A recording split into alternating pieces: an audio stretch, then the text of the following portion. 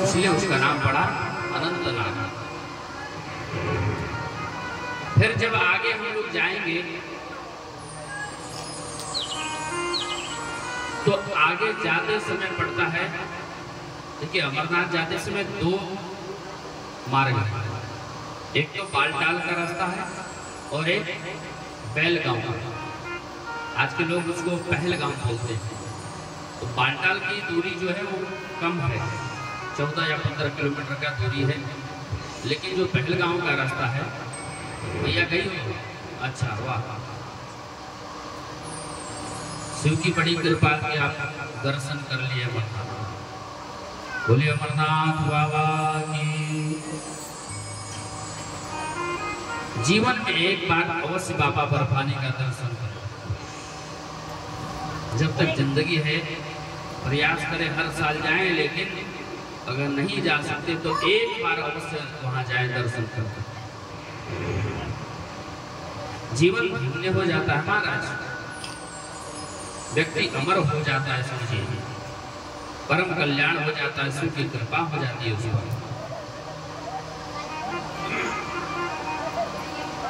तो बाबा ने ऐसी कृपा किया है कि हम लोग हर साल ही जाते हैं वहां अमरनाथ दर्शन करते हैं। और उनकी कृपा से, शिव की कृपा से वहां जब तक यात्रा चलता है तब तक वहाँ 2 महीने तक भंडारा भी चलता है। वहाँ भव्य रुकने के, खाने पीने का बहुत दिव्य वहाँ स्थान है। जिसको जाना हो जाकर के रुक भी सकता है, बहुत दिव्य स्थान है महाराज। आपको जो चीज़ें आपको 5 स्टार होटलों में नहीं मिलेगा, वह भोजन आपको अमरनाथ में आपको मिलेगा। क्या सेवादार लोग सेवा में लगे रहते हैं। तो आगे चल करके भोले बाबा ने अपने बैल का त्याग किया, इसलिए उसका नाम पड़ गया बैलगांव। अब पहलगांव लोग बोलने लगे, अभी तो उसका नाम बैलगांव। आगे जब चल के जाएंगे तो पड़ता है चंदनबाड़ी, नाम पड़ता है चंदनबाड़ी। वहां पर भोले बाबा ने चंद्रमा का त्याग किया, क्योंकि बाबा ने कहा कि ठीक है हम कथा सुनाएंगे, पर देवी देख लेना कोई हो ना वहां पर, नहीं तो जो कथा सुन लेगा वह अमर हो जाएगा। भैया ने कहा ठीक है। तो भोले बाबा भी इधर से परित्याग करते जा रहे हैं, भाई कोई रहे ना, कोई अमर ना हो जाए। तो आगे चल करके चंद्रमा का त्याग किया हुआ, इसलिए उसका नाम पड़ा चंदनबाड़ी। जब आगे जाएंगे तो शेषनाग झील पड़ता है, वहां पर शेषनाग को परित्याग किया। आगे गणेश को पड़ता है, गणेश जी का भी उन्होंने त्याग किया। विष्णु को पड़ता है, उसका नाम बिच्छू को। जितने भी कीट मकोड़े बिच्छू सबका बाबा ने परित्याग किया। भोजपत्री पड़ता है, तो आगे जाकर बाबा ने उसका भी परित्याग किया। तब बाबा ने वहां देखे कि कहीं कुछ नहीं, सबका परित्याग कर दिया।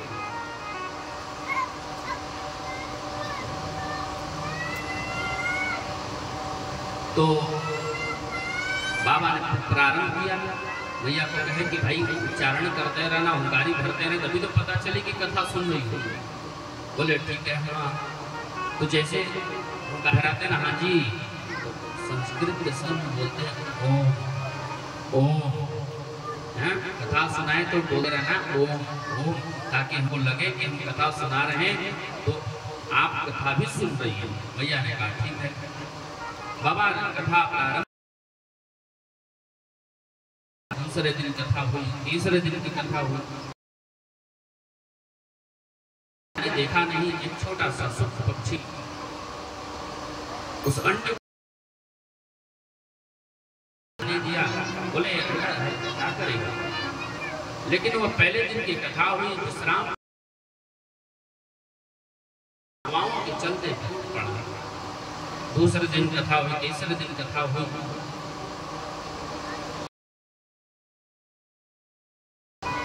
बड़ा होने लगा, प्रादुर्भाव हुआ उसका। चौथे दिन कथा भगवान जब लाल की कथा होती है, जन्म की कथा होती है, आहा कितना सुंदर की कथा।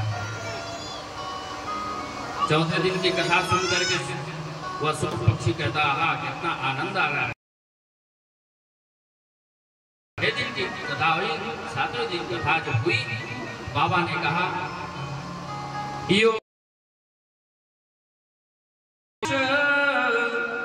योगात्मा योग संभवई।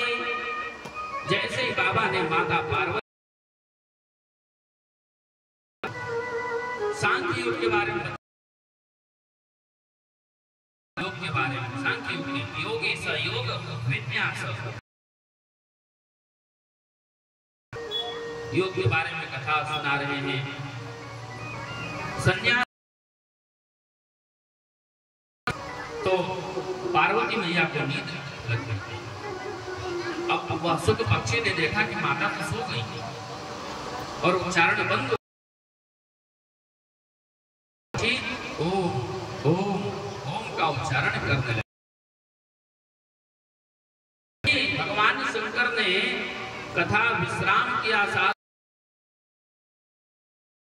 कथा, और जैसे बाबा ने बोला बोले बाल कृष्ण लाल की जय, सो मैया नींद भूल गई। जैसे हाँ भोलेनाथ, क्या आप कह रहे थे, क्या योग के स्वामी हैं आप? बाबा ने कहा योग का देश हो रही। बोले आप कथा सुना रहे थे ना? कथा तो हो गई पूरी। मैया ने कहा मैं तो सो गई थी। ओम का उच्चारण कौन कर रहा था?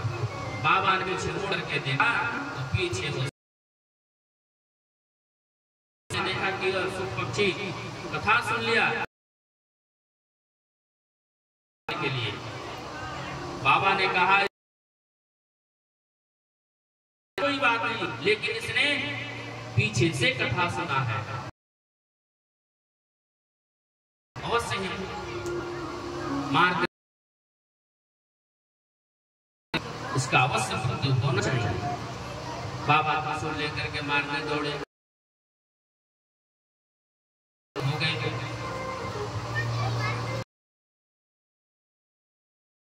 गया और बंद सम्यक आसनाम की कुटी बनाकर उपासई, और वह शुभ पक्षी सूक्ष्म रूप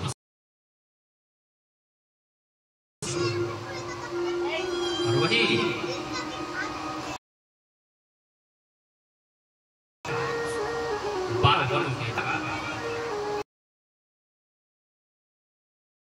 सुखदेव जी के गुरु कौन किसको पता है?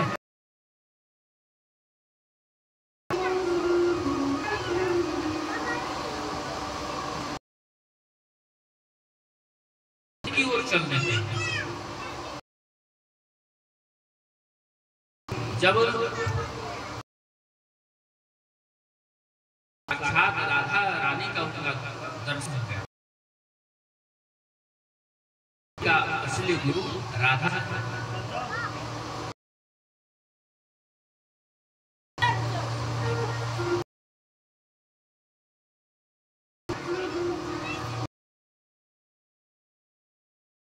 इसलिए नाम नहीं लिया है कहीं भी। सुखदेव स्वामी अगर अपने समाधि जाते और समाधि लग जाते तो फिर समय मिला था 7 दिन में, 7 दिन में सब लगा था परीक्षित। तो सुखदेव स्वामी अगर राधा जी का नाम पूरा कहीं नहीं पाते, जैसे इसलिए उन्होंने, क्योंकि इधर परीक्षित को भी श्राप से मुक्ति दिलाना था।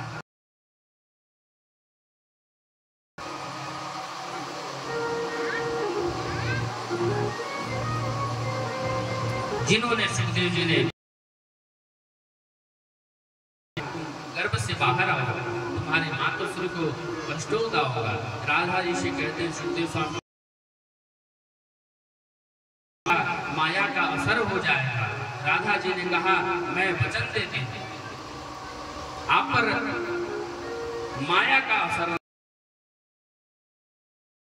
राधा रानी के कहने के अनुसार तब 12 वर्षों के बाद सुखदेव जी का प्राकट्य होता है और जन्म स्नान कर गए। यम प्रप्रजन्तमनुपेतं वेद कातरे आधाव पुत्रेति तन्मय तं सर्वभूत हृदयं मुनिमानतोऽस्मि। लेते ही सीधे वन की ओर प्रस्थान कर गए और पेड़ों से वृक्षों से आवाज आती है, शायद आप जिसको पुत्र पुत्र कह करके पुकार रहे हैं, शायद ये पिछले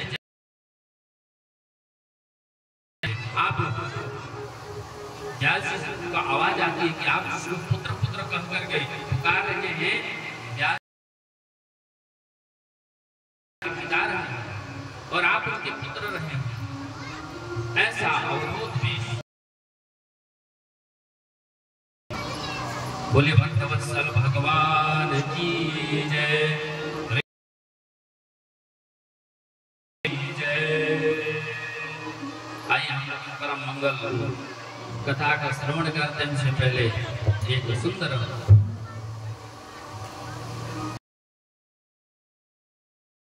भगवान बुद्ध भवन का एक मंगलमय भजन का आनंद लेते हुए कथा में प्रवेश करेंगे। श्री शिव महापुराण की जय। हर हर महादेव।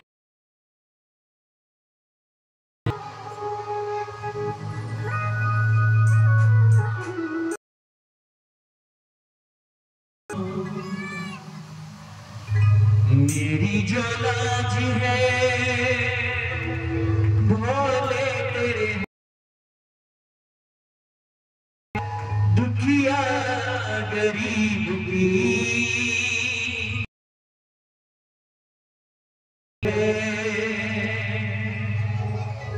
अरे आंधी तूफान आए नैया हिचको ले खाए। आंधी तूफान आए नैया भरोसे बैठा नैया ना डूब जाए। मैं तेरे भरोसे बैठा नैया ना डूब जाए। मेरी जो लाज है भोले तेरे हाथ है। मेरी जो लाज है भोले तेरे हाथ है। दुखिया गरीब की बाबा फरियाद है।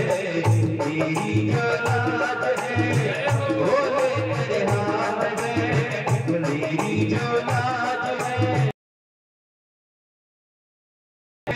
दुखिया गरीब की बाबा फरियाद है।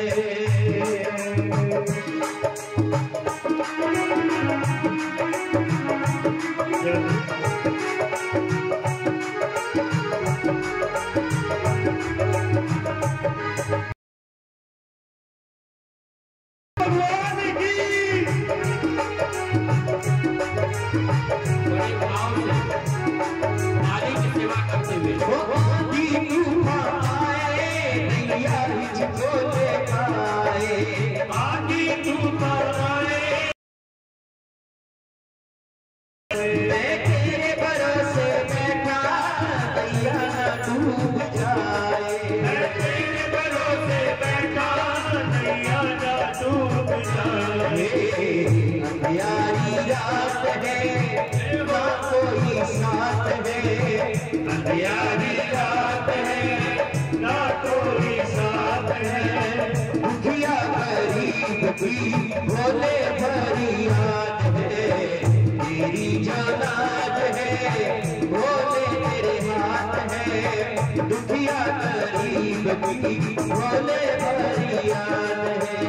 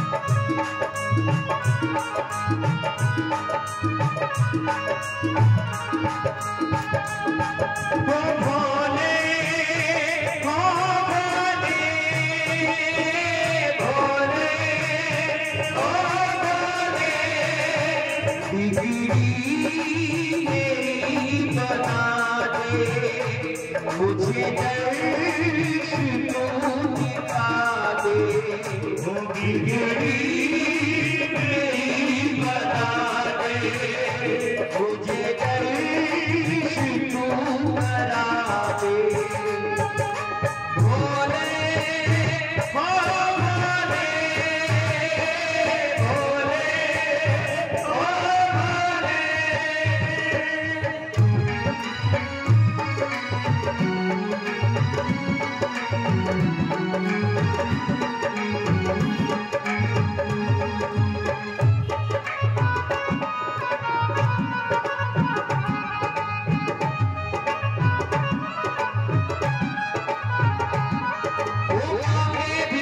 तुमसे मुझे तेरा सहारा दे दे, मांगे भिक्षा तुमसे मुझे तेरा सहारा दे दे। बनवारी टूटी नैया इसको भी किनारा दे दे, बनवारी टूटी नैया इसको भी किनारा दे दे।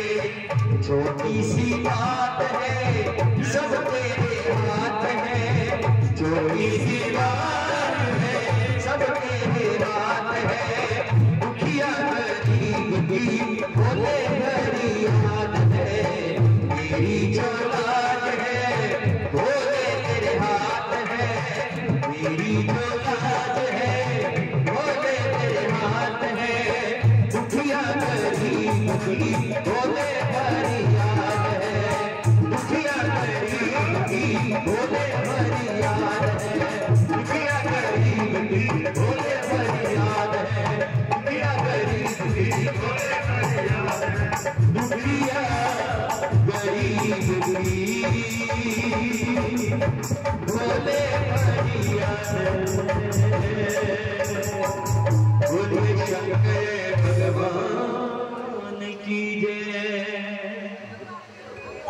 बोलिए श्री शिव महापुराण की, काशी विश्वनाथ भगवान की जय। हर हर महादेव।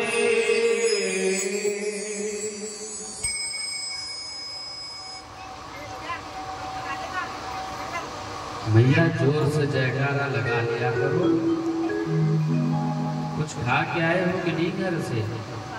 खा के आए तो जोर से जयकारा लगाए करो ना। नमः पार्वती पतये हर हर महादेव। बोले काशी विश्वनाथ भगवान की जय।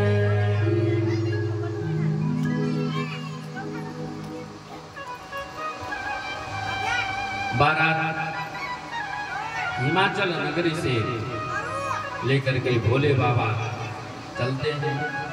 विदाई का समय हुआ, विदाई हो रहा है। सभी की आंखें नम, पूरी हिमाचल नगरी आंखों में आंसू। मां भगवती कि आज विदाई हो।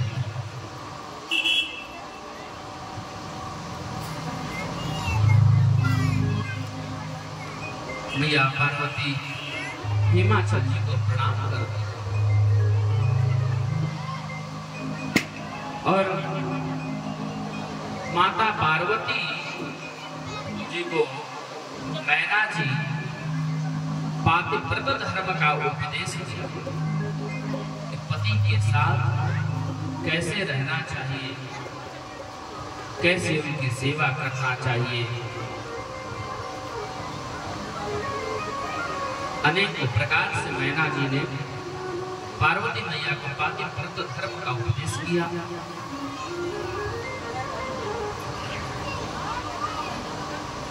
अंत में माता पार्वती ने मैया को प्रणाम किया तो यहाँ मैना जी ने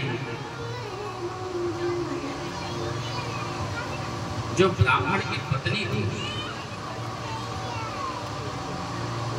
उनसे भी उपदेश करवाया। पातिव्रत धर्म का उपदेश किया बड़े सुंदर भाव से और बड़े भाव से आप लोग पातिव्रत धर्म का जो कथा है ब्राह्मण की पत्नी के द्वारा जो कही जा रही है, माता पार्वती को जो उपदेश कर रही है ब्राह्मण पत्नी, सभी लोग बड़े भाव से शांत चित्त होकर के सुनेंगे। बड़ी सुंदर कथा है। बोले भक्तवत्सल भगवान की जय।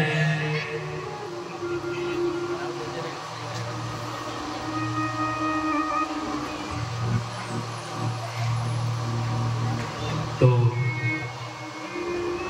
जब विदाई का अवसर आया, विदाई के अवसर पर जैसे एक माँ अपने बेटी की विदाई करती है, सोचो माता पिता भाई बंधु क्या हाल होता होगा जब एक घर से एक माँ के कोख से जन्म ली कन्या पालन पोषण होता है। एक माँ 9 माह तक अपने गर्भ में धारण करती है, इतनी कष्ट सहती है और कष्ट होने के बाद बालक को जब जन्म देती है, उस बालिका को जन्म देती है। अगर पुत्र होता है और पुत्र अगर अच्छा निकल गया, अच्छा संस्कार दिए, अच्छा निकल गया तो आपके कुलों को तार देता है। कदापि अगर पुत्र को पुत्र निकल गया तो जीवन भर आपको रुलाता है एवं आपके पूर्वजों को भी वो जिंदगी भर हमेशा रुलाते हैं।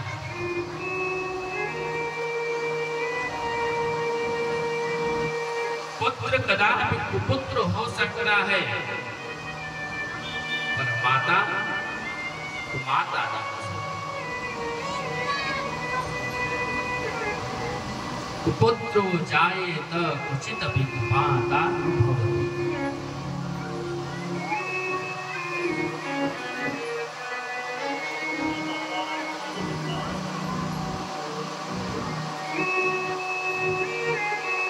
आज यहाँ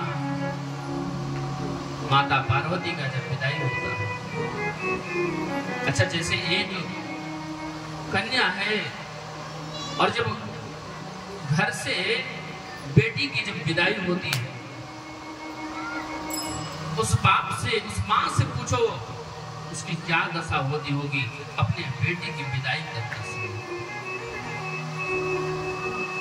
चाह करके भी सोचती है कि हम अपने बेटी को न भेजें, लेकिन क्या करें, एक संस्कार है, ये तो निभाना ही पड़ेगा। संस्कार के बाद बेटी को तो जाना ही पड़ेगा पति के घर।